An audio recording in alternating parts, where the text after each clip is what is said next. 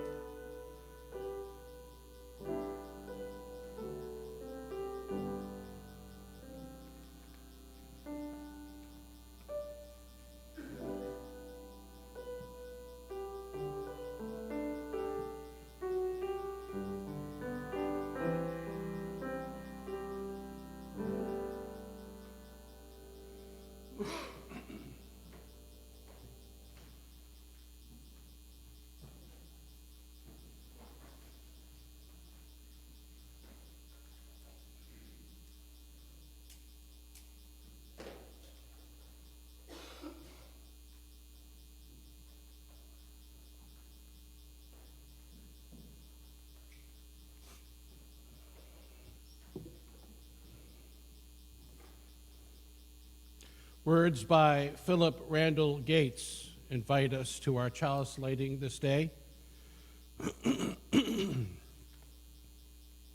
We kindle this flame as a symbol of light. We would keep the light that we would keep glowing in our eyes, of appreciation, gratitude, if you will, for those who differ, loving kindness for those who suffer, esteem for all who remind us of our heritage and calling as agents of the Most High.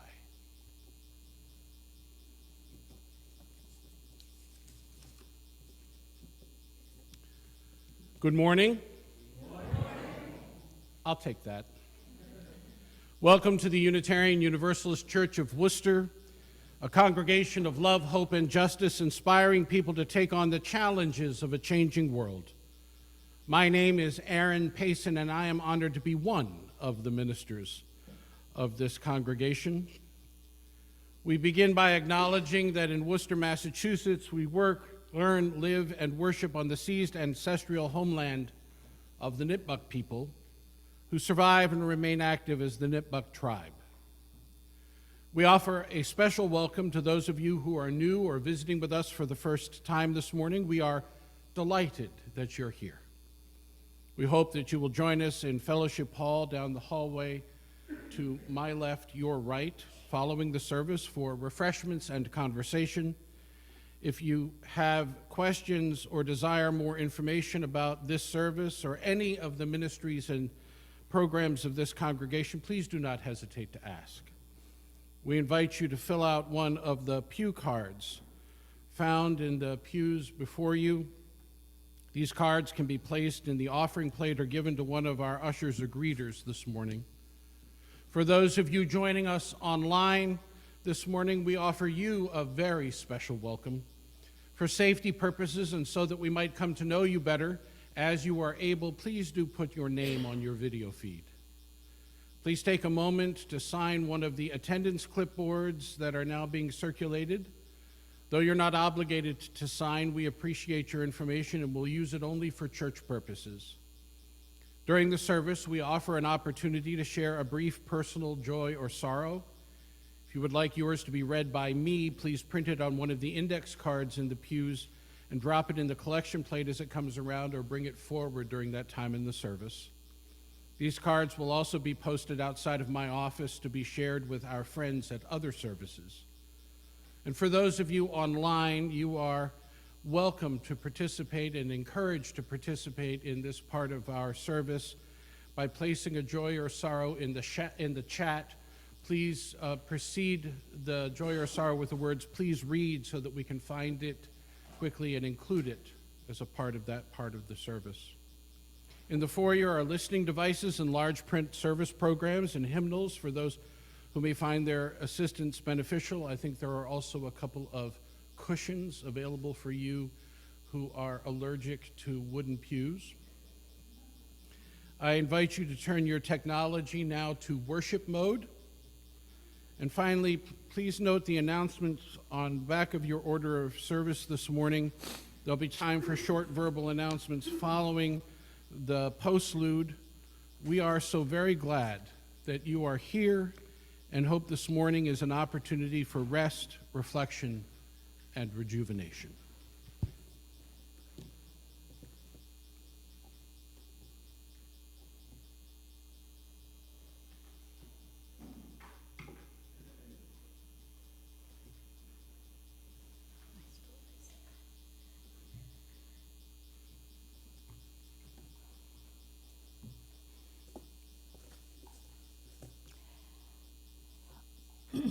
These words are by Joe Von Rue and Lynette Lowe.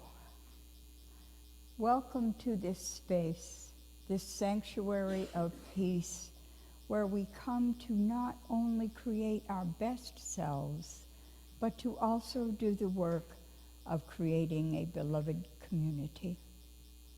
We come together today as individuals, much like individual pieces of glass or pottery that are different shapes, sizes, and colors, all of which are broken with imperfect, jagged edges, but always beautiful. While our pieces may not always fit together, it is within this sanctuary, guided by our principles, that we gather together to create a beautiful mosaic. May the brokenness and beauty you find in one another create peace in this space and fill our hearts with love as we create worship together.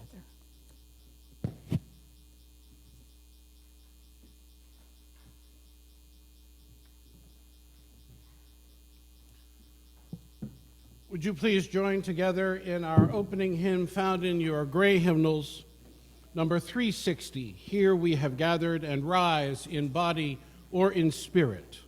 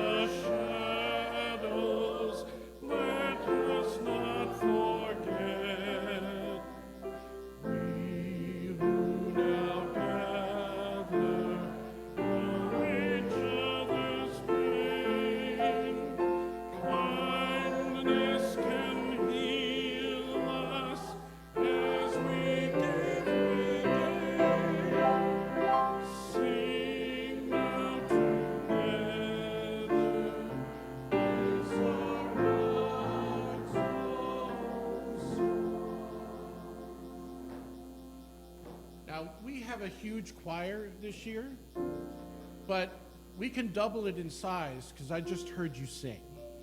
I'm just saying. Please be seated. We come to that part in our service where we welcome our basket bearers to come forward for this opportunity for change for change. Those of you who are new among us, this is the weekly opportunity that children in our religious exploration program have to contribute to the ongoing ministry of the emergency fund of the congregation. If you have change that you would like to contribute, please raise your hand, and one of our basket bearers will be sure to find you.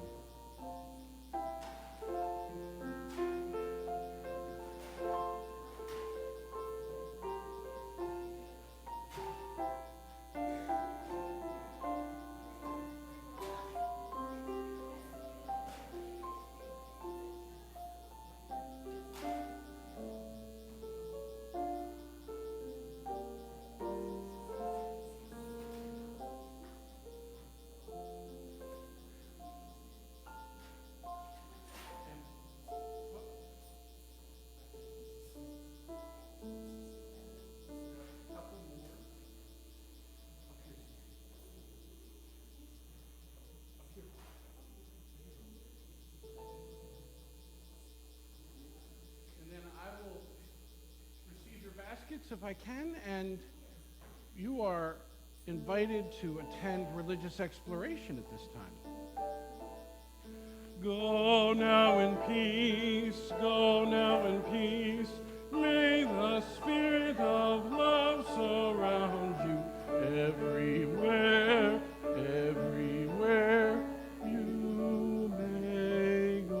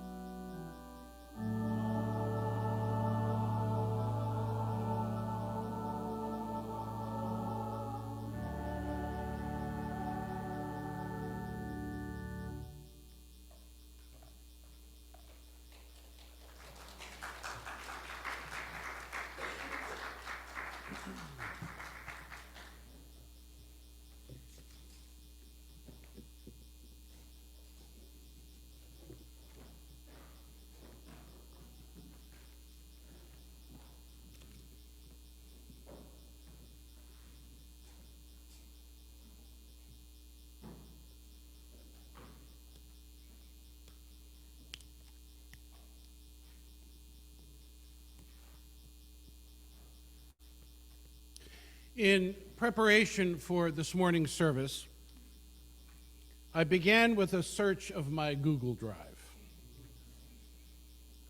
After 33 years of ministry, I wanted to see what I had already said about gratitude and whether there was anything else to say. I wanted to see if I could find something novel. I was surprised by the list of items that popped up on my screen that pointed to the presence of gratitude in the text. There were indeed a few sermons, though I must admit not as many as I had imagined. There were a few readings, or an article or two, and even a few images. But what caught my attention at that moment was not that there weren't more of these files. What caught my attention was the preponderance of files listed were memorial services. Service after service. Names long ago eulogized and some more recent. I began to remember with great fondness the privilege of piecing the parts of lives together in the presence of diverse congregations of people, each who carry in their hearts unique threads of the tapestry or the mosaic, if you will, that is quilted or pieced together in one precious life. Far from being a morbid exercise exploring the depths of loss, this moment proved to be another important lesson in the art of giving gratitude for me. Like a single pebble dropped into a still and silent spring, these lives rippled through so many experiences, so many relationships, so many commitments and faiths and loves. Instead of grief, what caught me in that moment was a pang of regret and a sense of humility. The regret came as I thought about the reality that for many people, it is their memorial service which visibly brings together people from so many parts of their lives. So many times I've witnessed folks come away from these experiences with immense gratitude for now having a much fuller picture and appreciation for who their coworker was, or their aunt or uncle, their sibling, their parent, many others. Humility because I have the privilege of often orchestrating and giving voice to that rich mosaic of experience and love and living. And I wondered in that moment why it is that we only when we come to an end of one's life do we get to have this experience. And it occurred to me that one of the great mysteries of existence is that this regret is only in those whose experience is partial of another. They, on the other hand, those whose experiences were accompanying, carrying within them this tapestry. Each of us carries within us this mosaic. We are the nexus that we celebrate at the end of life, but we are the living embodiment of that nexus as we live. The pebble that brings the wave in the silent spring carries with it the ripples that are sent forth from its being. It's a bit like a benediction that I have used many times at such services. There is a saying that I think bears repeating. I'm standing on a seashore. A ship spreads her sails to the morning breeze and starts for the ocean. I stand watching her until she fades on the horizon, and someone at my side says, "She is gone." Gone where? The loss of sight is in me, not in her. Just as that moment when someone says she is gone, there are others who are watching her coming. Other voices take up the glad shout, "Here she comes." And that is dying. I would suggest that while this may be for some a description of death, in essence, it is more a description of life. The boundaries of our experience with each other are ours, not theirs. We each carry within us the love and life that is possible because of our deep interconnectedness. Perhaps then the lesson that is most important that comes out of these end-of-life experiences is that we ought not wait to savor and ponder the rich tapestry of our own lives, the deep interconnections that give our lives meaning, and give our lives joy, give our lives purpose. To this end, I am immensely grateful this morning for the thoughts of two colleagues who have helped me understand the essence of the practice of gratitude. The Reverend Galen Gingrich, minister of All Souls Church in New York City, and Professor Andre Husong, director of the Developmental Risk and Resilience Lab at the University of North Carolina, Chapel Hill. Galen Gingrich introduces the idea that gratitude is the foundational concept for defining Unitarian Universalism. He says, I believe that Unitarian Universalism should be defined by gratitude. Why gratitude, he asks? Two dimensions of gratitude make it fitting as our defining religious practice. Now, I know that many of you have belonged here because we are an unorganized religion, but I will say to you that we still have deep practice. He continues, one has to do with the discipline of gratitude. Oh, discipline. The other has to do with an ethic of gratitude.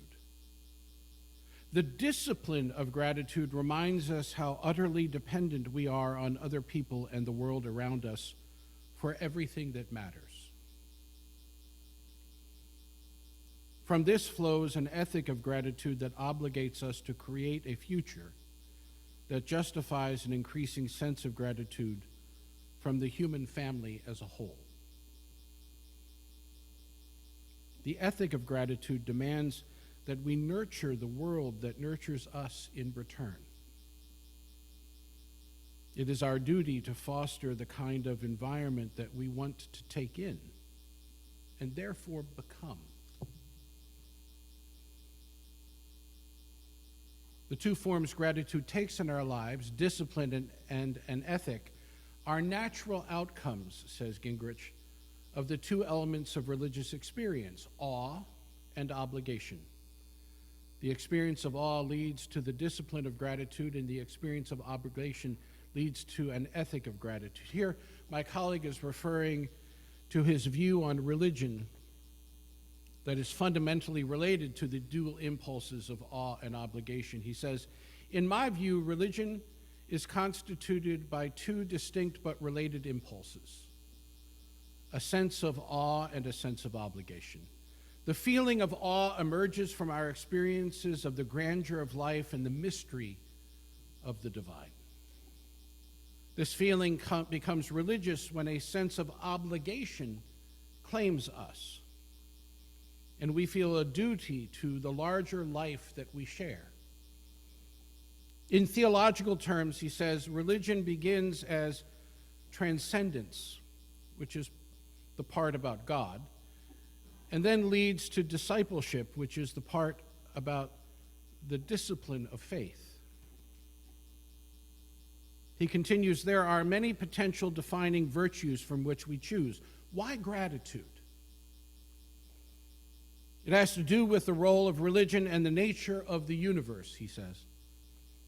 The role of religion, in his view, is to help us find our place as human beings within this universe that we call home.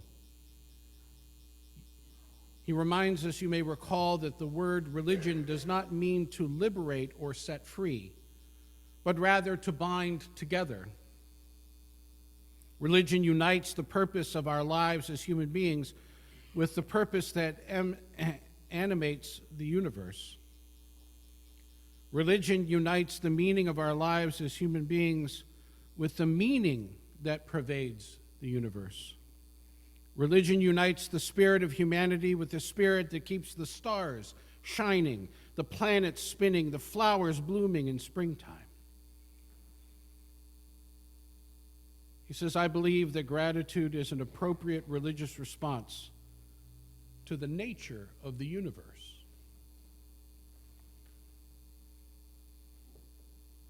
But how do we create a discipline that allows us to experience this religious response?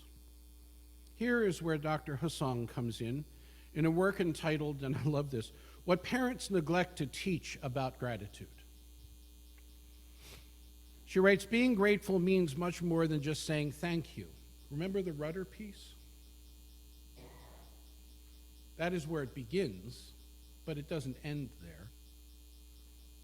Not only is the experience, she says, an expression of gratitude broader than thanking others, but it requires children, and I will suggest all of us, to use a set of complex socio-emotional skills. Gratitude in children involves a perspective-taking and emotional knowledge, skills that children begin to develop more quickly around the ages of 3 to 5. In Raising Grateful Children, the project Raising Grateful Children, Hussong says, we come to think about gratitude as an experience that has 4 parts. What we notice in our lives for which we can be grateful, how we think about why we have been given these things, how we feel about the things we have been given, and what we do to express appreciation in turn. Notice, think, feel, do. She continues, older children are more likely to spontaneously engage in all 4 parts of gratitude, but younger children may only engage in some of these when prompted. Children may show more gratitude as they gain cognitive skills and collect practice with those skills and begin to connect a notice, think, feel parts of experiencing gratitude with the do part of expressing gratitude. This model emphasizes that gratitude is about how we receive things in the world as well as how we give gratitude to others. That is an important piece. Gratitude has as much to do with how we receive things in the world as how we give things to others. Hussong says, indeed, when it comes to children, our team expects that helping them learn to deeply receive things in their lives will help engender genuine experiences of gratitude. And these experiences, in turn, may motivate the appreciative behaviors that parents want to see in their children. How we receive things that we are grateful for is as important as expressing the gratitude we have for such things. I don't know about you, but I have a hard time receiving things. I mean, most of us have been enculturated to be generous givers, right? That we want to give other people, but for some reason we have been enculturated to feel as though we are unworthy of being given to, unworthy of that particular kindness for others. And I'm mindful here of the work of the Catholic theologian Henry Nouwen, who is now of blessed memory, who writes of a sabbatical experience that he took in South America. And he says in this book, Gracias the Latin America. Gracias the Latin American Journal is the name of the book that he wrote about this. And I'll paraphrase for you what he says at the beginning of the book. He said, essentially, when I went to Latin America, I did not know the language, I did not know the geography, I did not know the culture. He said, I was completely lost. And I was really beholden to the people around me and the kindnesses that they showed me in order for me to be able to move through that experience, to be accompanied in particular ways.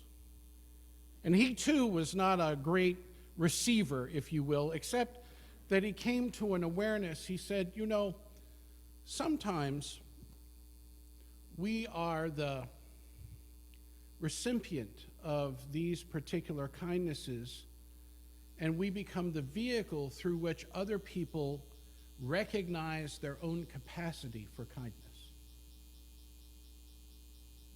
That it is as much about us being able to reflect back to people that they're capable as it is about us feeling whatever we feel about being gifted with something.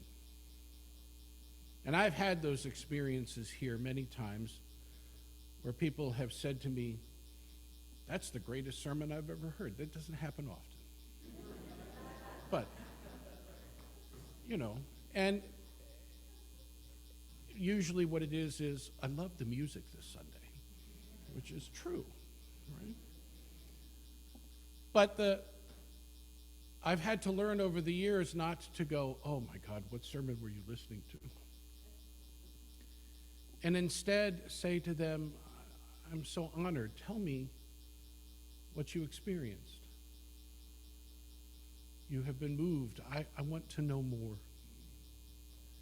And gratitude, the art of gratitude, is actually to carry us deeper into our relationships with each other, and not just the platitude of having received something kind from something else.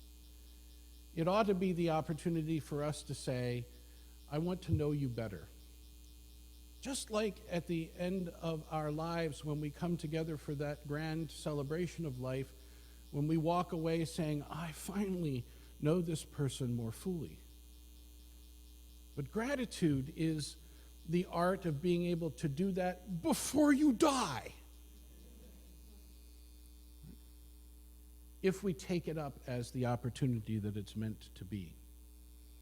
How we receive things that we're grateful for is as important as expressing gratitude.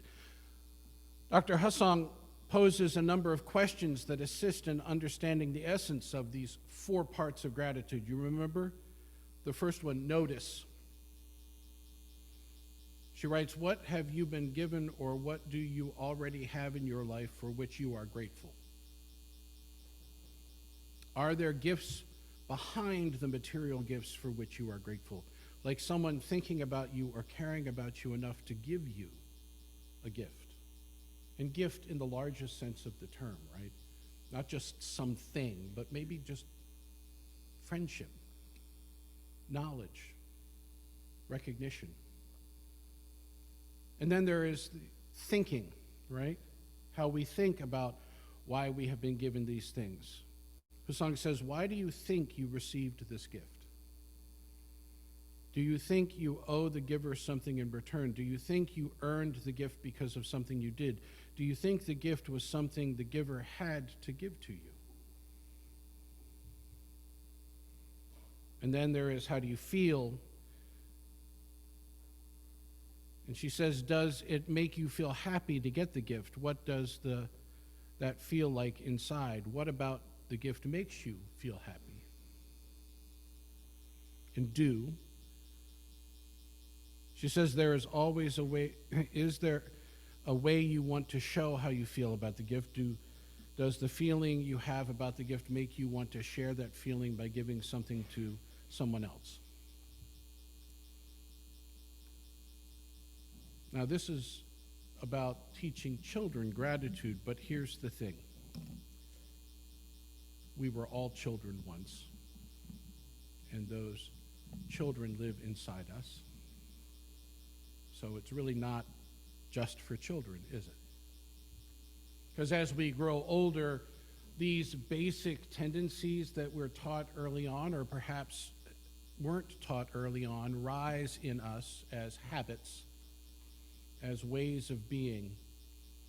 And our lives get full of obligations, right? So much so that in many ways, gifting becomes more an act of obligation than an act of appreciation. Think about what stresses you out about the holidays. How many of you have said in your head at least, oh, I've got to go get gifts? Right? That should be the first sign that we have entered into an ethic of obligation instead of an ethic of appreciation. Right? Because you don't got to go do anything. But we can reclaim it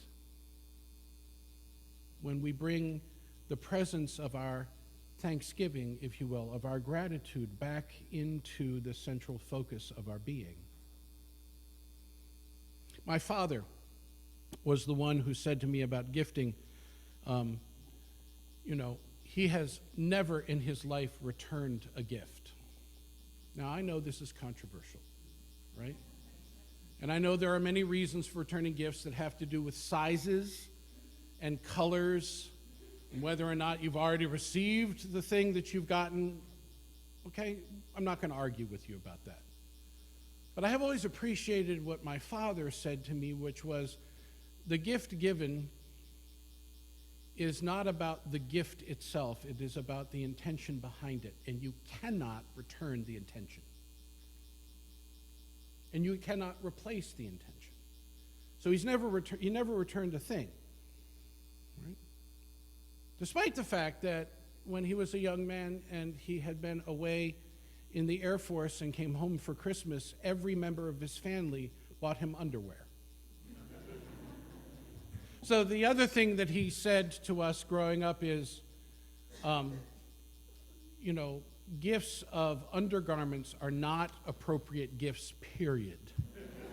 He had been shaken by that experience, obviously. We had all kinds of other things that we were given along the way. But it was always about thinking more about the intention behind the gift than about the gift itself. Something that I continue to reflect on. The other thing is Christmas lists, holiday lists, things like that. I know it's early, but let's get it out of the way. In our family, we all create lists. And I found myself a couple of years ago being irked by the fact that nothing on my list was purchased by my family when I had gone out of my way to purchase things from each of their lists for them. And I realized as I was sulking after that I had fully embodied the obligation ethic. And I had forgotten the opportunity in the moment to say to my family in particular, what is it that these gifts represent for you, for me? What do you see? This was important to you to give to me. Where does that reside in you? Because to me, that's the gift, right? The other is just an object that's representative of that particular sense of oneself. So I think that gratitude has more to do with us engaging each other about the essence of what the exchange is about, and not about the substance of the items that are symbolic of that exchange. Right?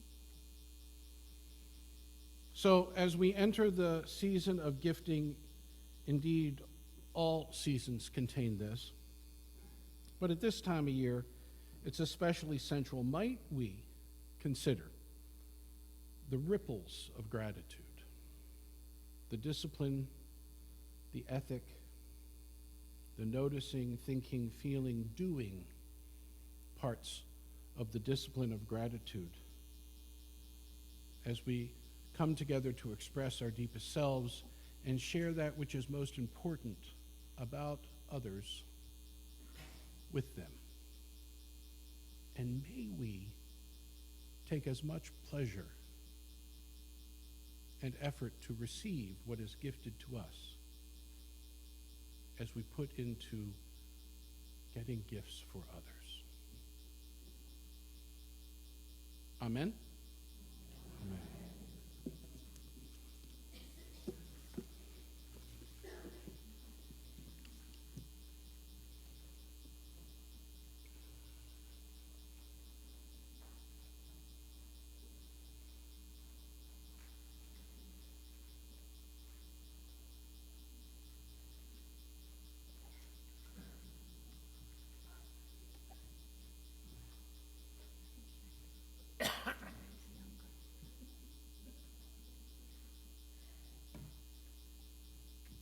I'm back.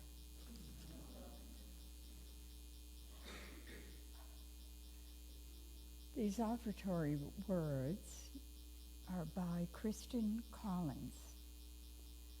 We give to remind ourselves how many gifts we have to offer.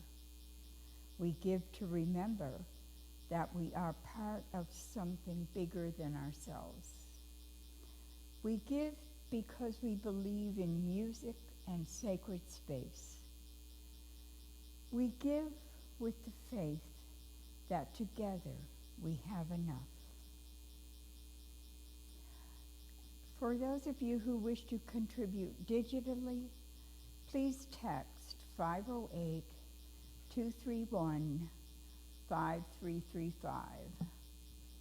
We are grateful for your generosity. At this time, our morning offering will be received.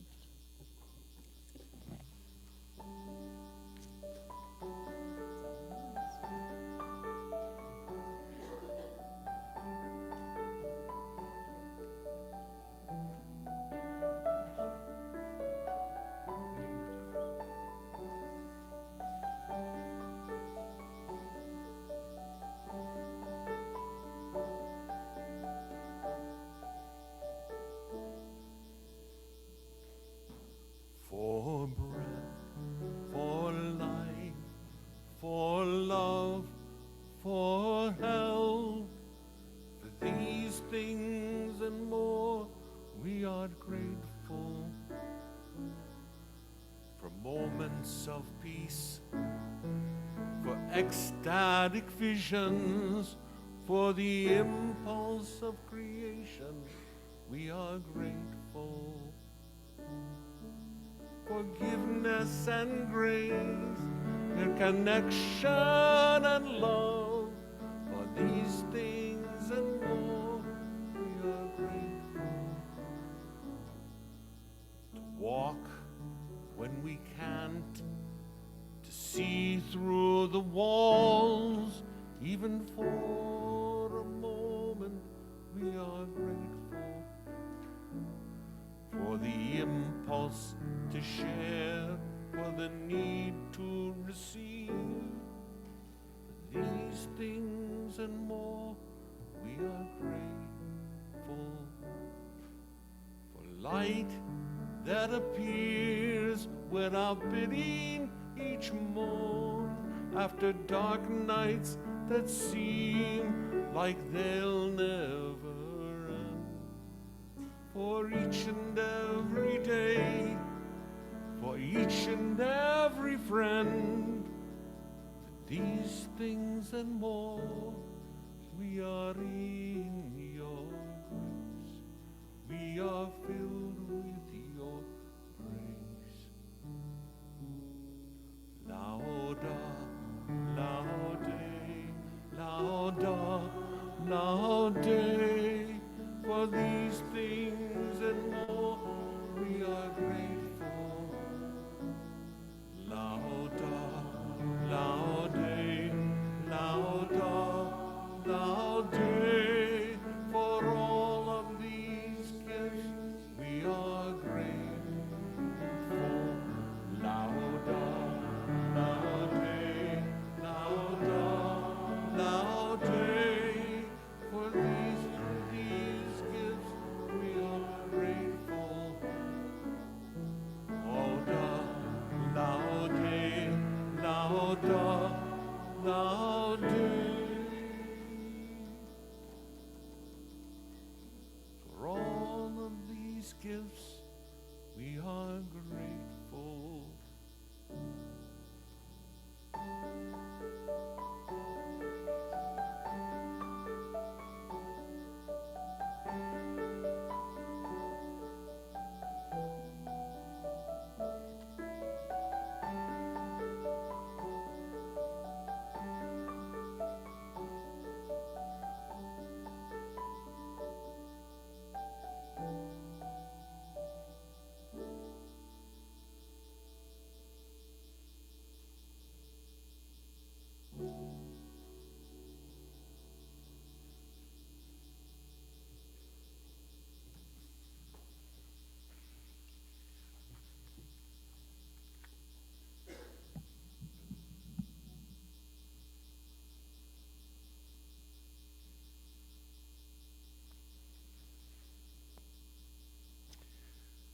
We come to that time in our service when we're given pause to consider what is deepest in our hearts and most profoundly on our minds, or in the work of our hands in the days that have transpired or in the prospect of days to come.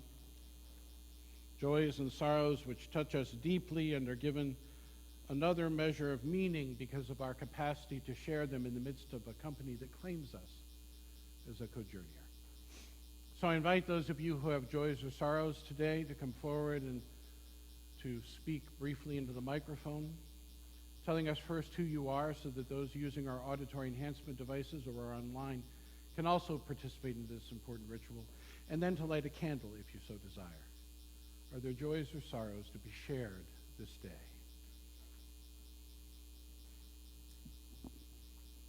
My name is Linda, and I've been away for a few weeks. This is my first week back after the election, and with no offense or no disregard for anyone who feels differently, I do very sad and disheartened about the election. Whatever happened, in my opinion, to when we used to elect leaders with scruples and with good standard morals.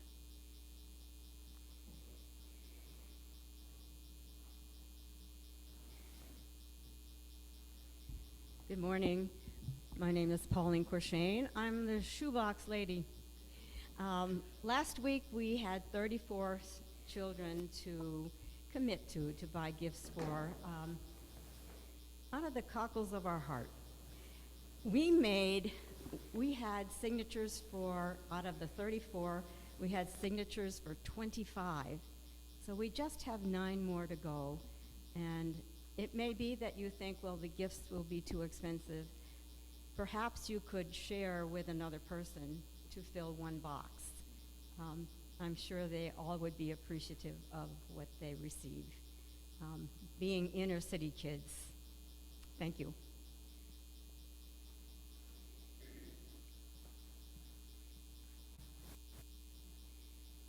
My name's Ed Robinson, and I found out today that George Yancey, former Vice President of the Worcester Branch NAACP, has been diagnosed with terminal cancer and has about 2 months to live.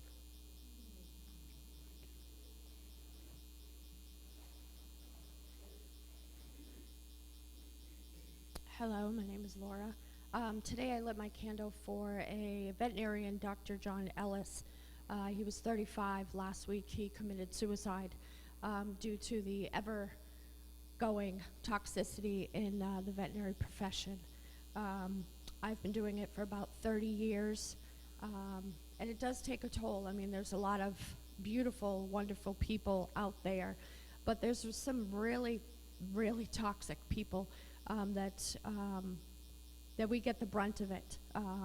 If we could save everybody, I wish we could. You wind up getting, I've been at my job for 17 years, so you kind of wind up getting a whole life of an animal, and you get very attached to them. So when they go, it's like you almost lose one of your kids. During this time, I'll let you into a depressing secret, is considered Christmas euthanasia time.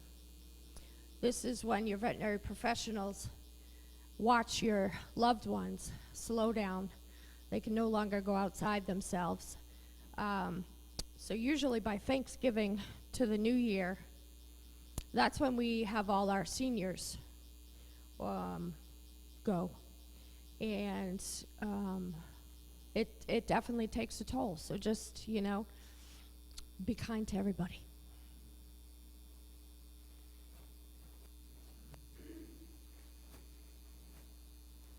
My name's Neil Heffernan. I have a very simple thing I'm grateful for. Matt and your singing and the choir. It's wonderful.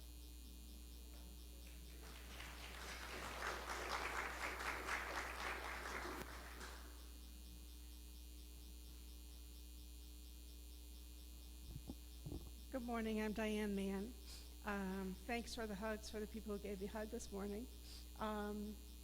About 15 years ago, I walked into this church, and Matt sat at this piano, and he's one of the reasons I joined. And I've been singing in churches for years, and it's great.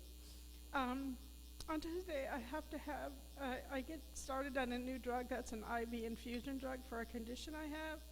And it will mean that I'll be wearing a mask from now on, and I won't be able to share this gift with you in the same way. And that just making me sad today. Thanks.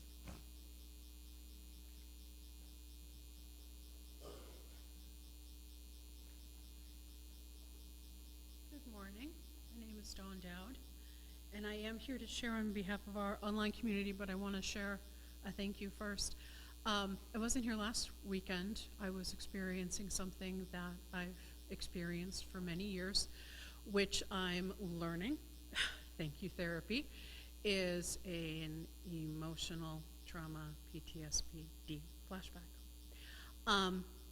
While they didn't know that was why I wasn't here, both Cheryl and Aaron reached out to me to check on me, and it meant so much to me because it occurred during a time when I felt isolated and abandoned, and it reminded me that I'm not. So I'm grateful to you both.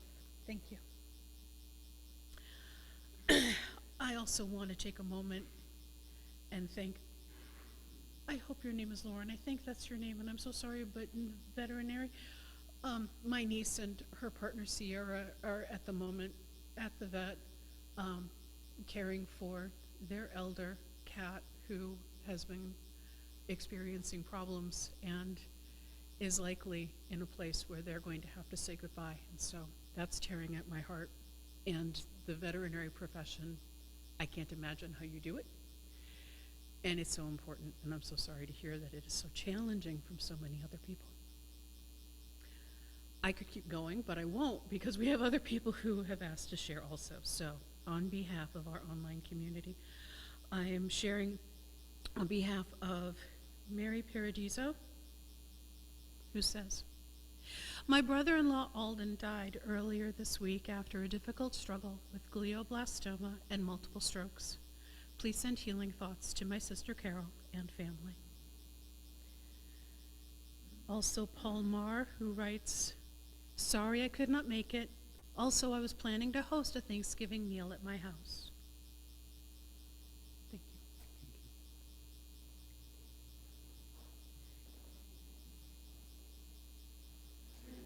you. Hi, my name is Michelle Hernandez, and I just want to share a simple joy. I was not here last week because I got to take an unexpected trip to Guatemala to surprise my stepdaughter for her graduation. Okay.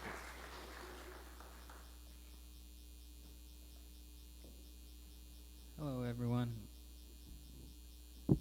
Hello, everyone. I'm Michael. For some of you guys know, my mom died in June. This is my first year without her on the holiday season. I have the support of Cheryl and the church, and they've been helping me through it a lot. And my family has decided not to do the traditional Thanksgiving, you know, my mom's way, but they're going to make it a little bit easier, you know, but sad, not the tradition of the families, but it's,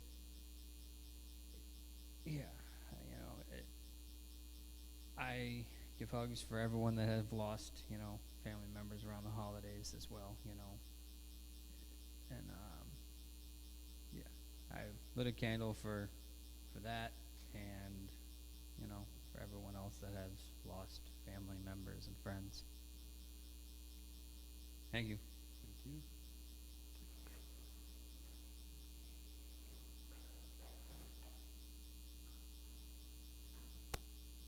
Hi, my name is Brian. This is my first time back since I lost my dad this summer. I want to thank the church for the food that was brought over, for the well wishes. You know, it was very supportive. And my dad being a Vietnam veteran, so we had the joy of 3 services. So it's like you know, your dad died, and then you know, 2 weeks later your dad died, and then you get to go to see your dad die again. So it was, but the final, his interment was a military interment. It was the most beautiful thing I've ever been a part of.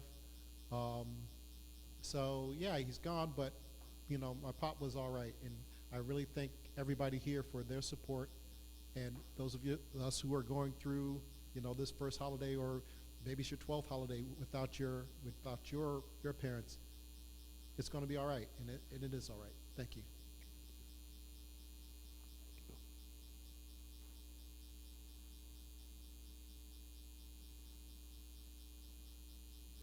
I guess for me, it's just like a joys and sorrows together, which I guess happens a lot in life. But you know, I was in a medical hospital up, let's see, like about 4 weeks ago, and then I moved from there to a partial place.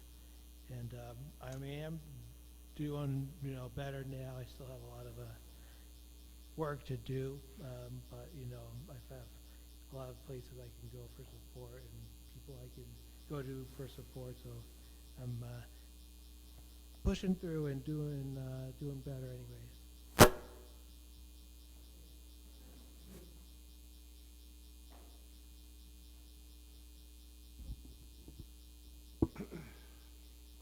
I also want to remember my friend Nahani Moose, whose mother is currently in the last stage of her life in the hospital, who I got to spend some time with last night. And I'm grateful when friends reach out and say, come. So let us be in the spirit of prayer and meditation. Spirit of life. We come together this day in order to remember ourselves and those who have nurtured us into the heart of community. Let us welcome both memory and longing. May we be mindful of the gifts that we have received and of our capacity to give.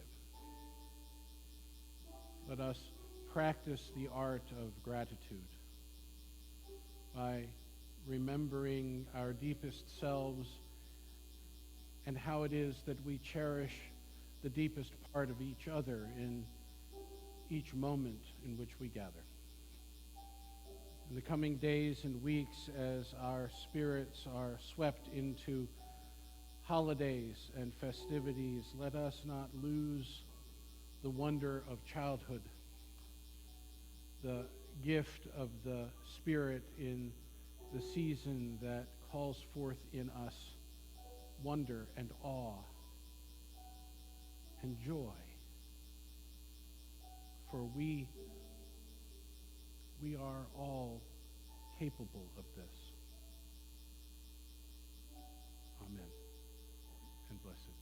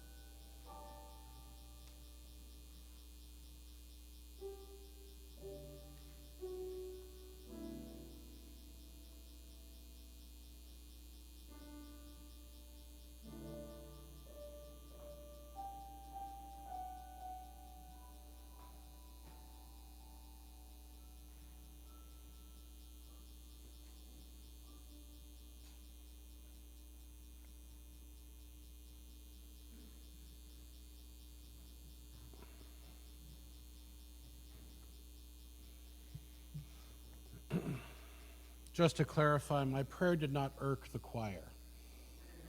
They are responsible for fellowship hour this afternoon, and so they are making preparations for everyone. Just, you know, worry about these things. No. Would you please turn to number 656 in your gray hymnals?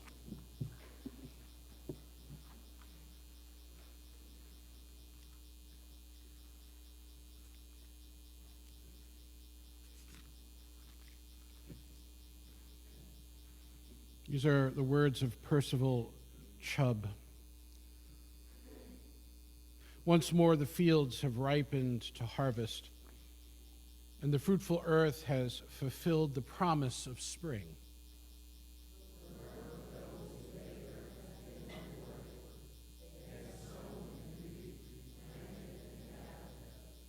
How rich and beautiful is the bounty gathered, the golden grain and the clustered corn, the grapes of purple and green.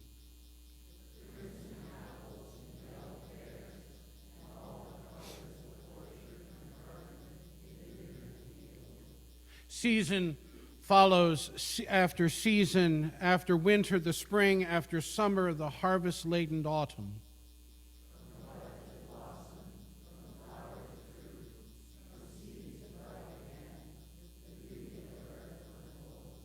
From the harvest of the soil we are given occasion to garner a harvest of the heart and mind.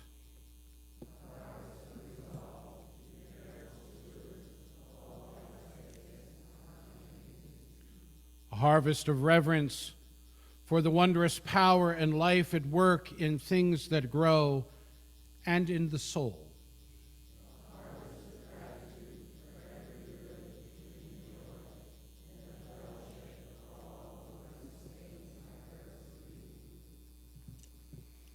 Would you please join together in our closing hymn number 67. We sing now together.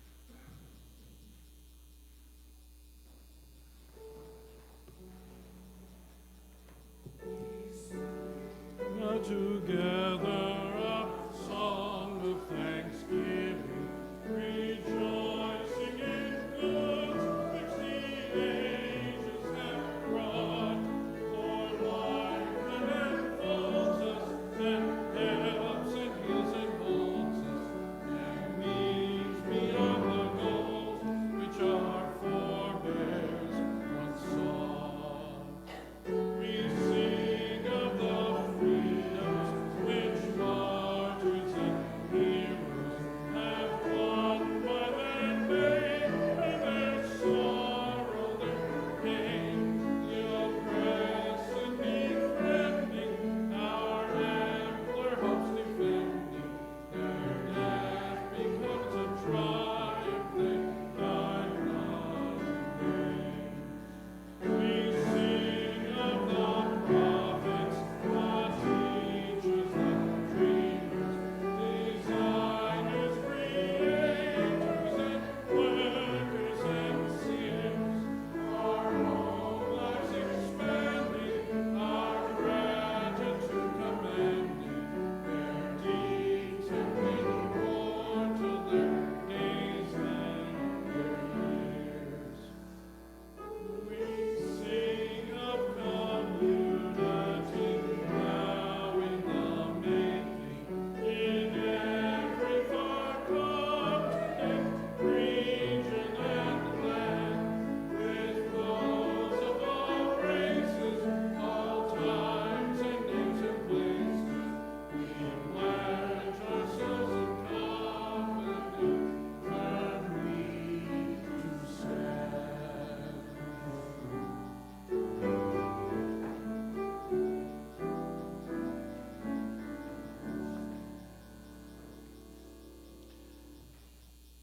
Our benediction are the words this morning of Sarah York. We receive fragments of holiness, glimpses of eternity, brief moments of insight.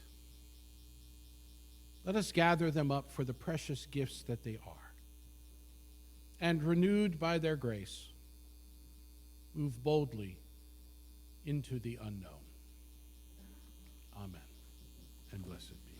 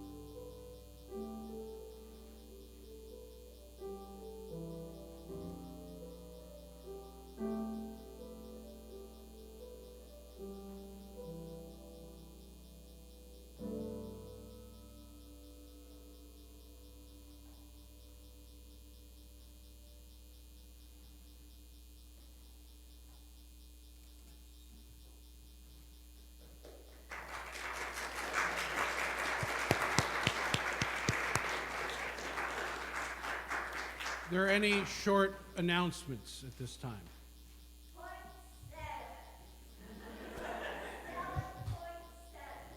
So we will have a table at fellowship hour for those who would like to order poinsettias to help grace our sanctuary for the holidays. Please see Susan or Nancy Hancock. Go ahead, Mara. My name's Mara. We're going to have a Christmas Carol sing-along Wednesday evening, December 11. Matt's going to help us with the music. Just the traditional ones, no snowmen, no reindeer. Maybe the Hallelujah chorus from Handel's Messiah. Who do you know who would enjoy this? Bring them along.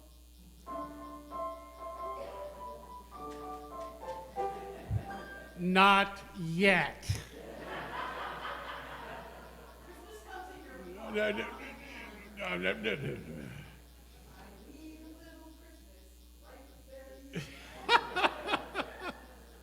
I am being overthrown.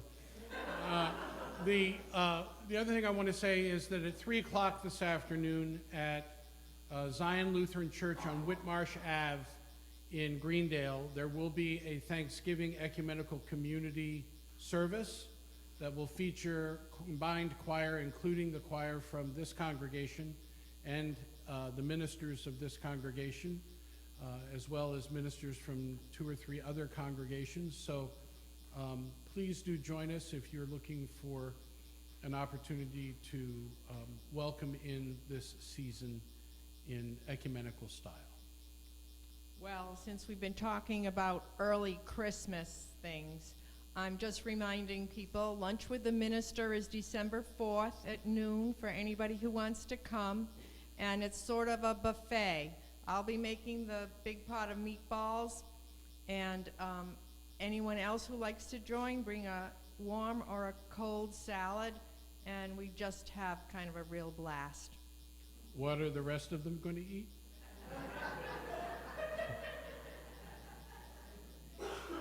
So once again, beloved, worship in this place has come to an end, but our service continues. Next, with an opportunity for refreshment and conversation.